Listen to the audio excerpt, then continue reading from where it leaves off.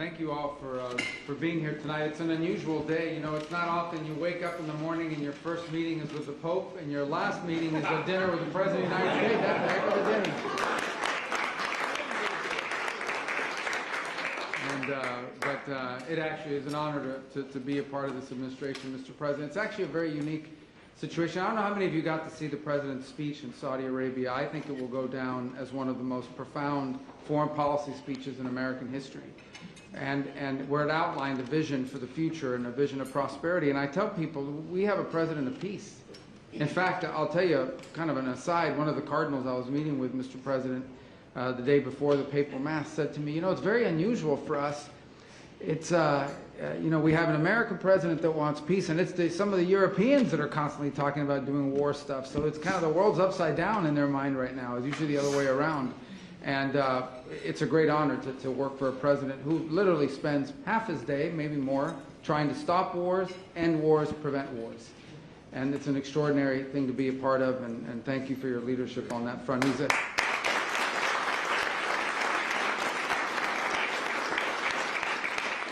a key part of the speech he gave, and I just summarize it this way: our president is a builder, not a bomber.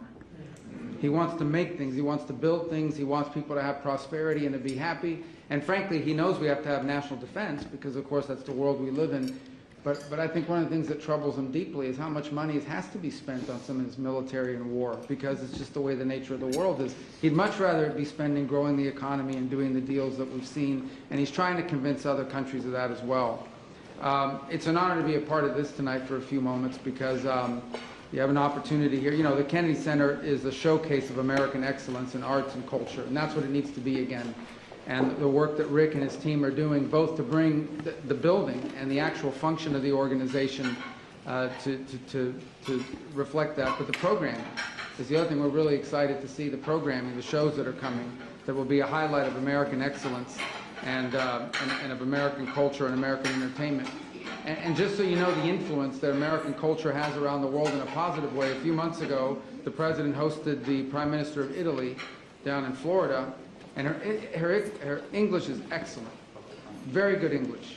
And I asked her, why is your English so good? How it was really good. You know what she said? You know where she learned English? Michael Jackson. Not from him, not like personally, he wasn't doing the lessons, from his music. But what it tells you is the impact that American culture has on the world in such a positive way, and it can have such an influence. And the Kennedy Center is a showcase for it. So we're excited to see what you're leading here, and all of you contributing towards that. And we're excited to see also the restoration of that building. That really should be a showcase and something that we're proud of. That when people come to Washington, when people come to America, they want to see the shows that reflect the greatness of our culture and society, and in a building run by an organization that is reflective of excellence as well. So it's an honor to be here tonight. I want to thank all of you for contributing to this, because it's important that this board and everyone that's involved in it, and Rick and his team, are doing a great job of making sure that your dollars and everything you've made possible will be well spent, so we'll have a treasure in our hands for future generations. I think, Sergio, you want to come up here now and tell us about Sergio Gore's personality.